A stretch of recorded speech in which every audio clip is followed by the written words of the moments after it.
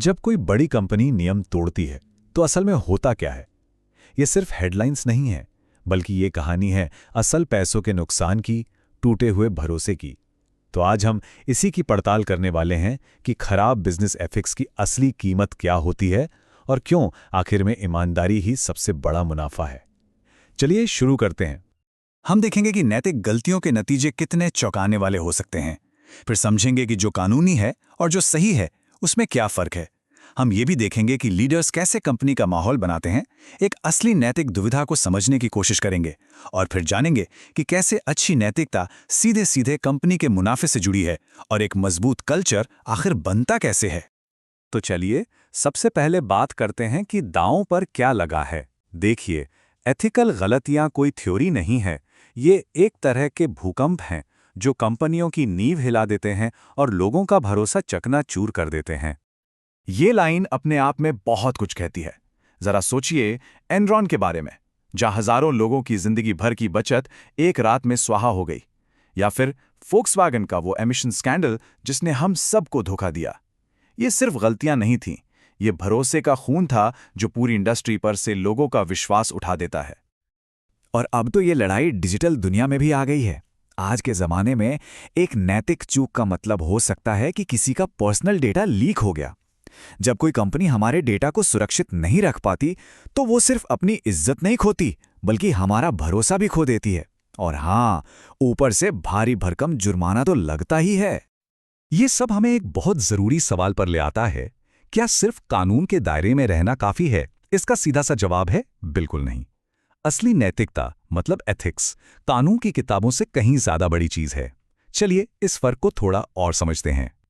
देखिए, कंप्लायंस या अनुपालन वो चीज है जो किसी को जेल जाने से बचाती है, लेकिन एथिक्स या नैतिकता वो है जो कोई इसलिए करता है क्योंकि वो सही है, दिल से।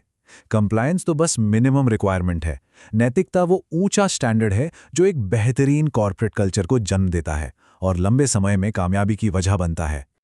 एक मजबूत नैतिक कल्चर यूं ही नहीं बन जाता, इसे ऊपर से बनाना पड़ता है, मतलब लीडर्स के एक्शन से। जैसा लीडर करता है वैसा ही माहौल बनता है और बाकी कर्मचारी भी उसी रास्ते पर चल पड़ते हैं।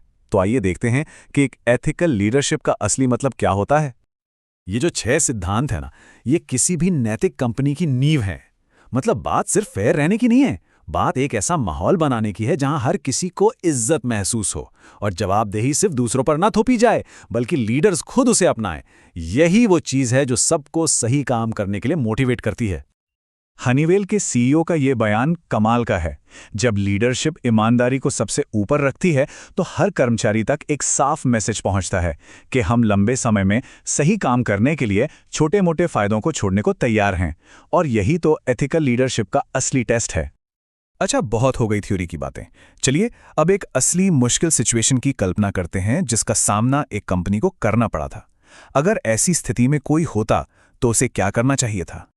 सिचुएशन बिल्कुल साफ है।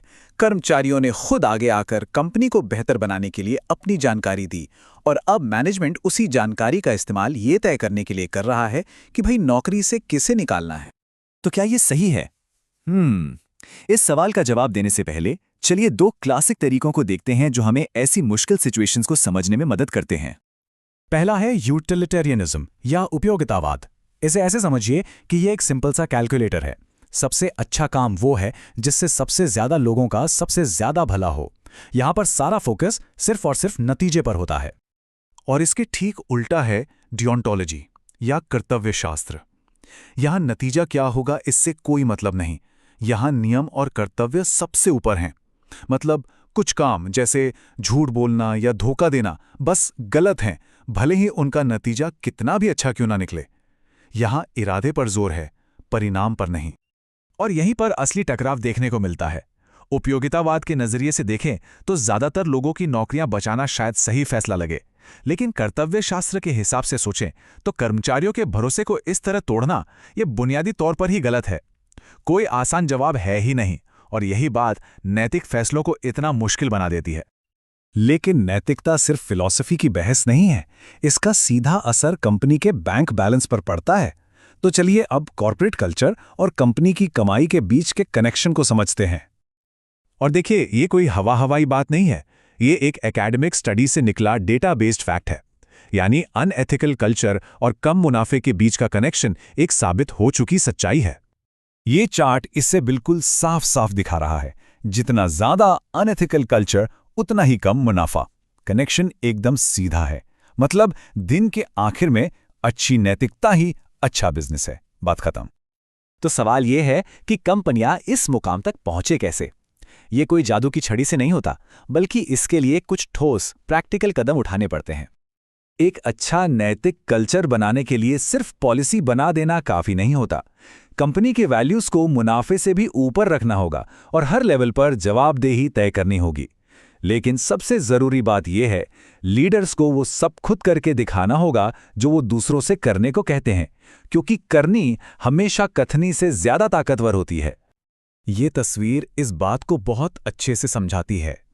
नैतिकता कोई एक दिन का फैसला नहीं है, ये एक लंबा सफर है। ये वो रास्ता है जिसे हर दिन, हर एक फैसले के साथ चुनना पड़ता है। और हम आपको इसी एक सवाल के साथ छोड़कर जा रहे हैं, एक ऐसा सवाल जो सीईओ से लेकर एक नए इंटर्न तक हर किसी को खुद से पूछना चाहिए। अगर आज कर्मचारियों से पूरी तरह गुमनाम होकर पूछा जाए तो वो अपनी कंपनी के नैतिक कल्चर के बारे में असल में क्या कहेंगे? क्योंकि किसी कंपनी की असली नैतिकता नियमों की मोटी किताब में नहीं, बल्कि उसके कर्मचारियों के रोज के अनुभवों में बसती है। इस पर सोचिएगा जरूर।